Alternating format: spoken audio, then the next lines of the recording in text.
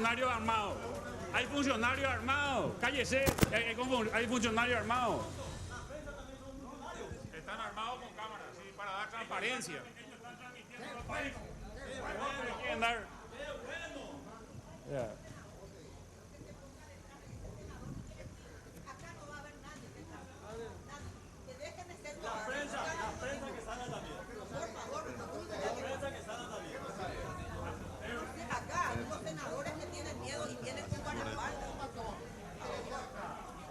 ¿A quién le está amenazando el senador Bóveda?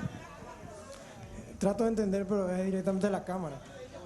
¿A un camarógrafo? Formamos un cordón acá alrededor. Preguntale, Sergio.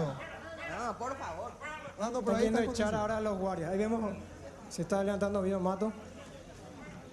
Y también el senador Núñez. Nosotros vamos a dejar a nuestra gente también. Ahí está. ¿Por qué de salir aquí? Son funcionarios de acá del Senado. ¿Por qué van a salir de acá? Tenían pin de la policía, senador. ¿Cómo? Tenían pin de la policía. ¿Quién? Te muestro la foto. Vamos a ver la imagen también que tomó el colega fotógrafo. Para guardarte a vos, amigo. Dios mío. ¿Cómo? Ustedes son garantías nuestras acá. No te vayas a preocupar. No, yo estoy re contento porque está contigo. ¿Por qué el dedo del medio? ¿Por qué el dedo del medio a la cámara, senador? ¿Qué? ¿Por qué el dedo del medio? ¿Cómo? El dedo del medio a la cámara, ¿por qué? ¿Miedo? El dedo del medio. Decía. No, yo a este boludo que está ahí, al planillero este anómalo, a la cámara no.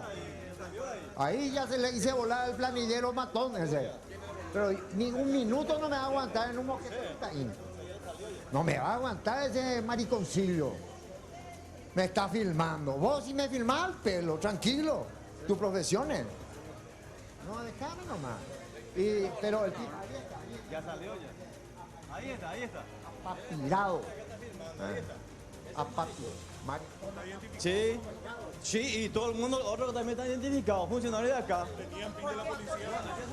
Ese ya salió. De la Cámara de Diputados. Acá es seguridad privada. ¿Por qué estaba la policía acá adentro?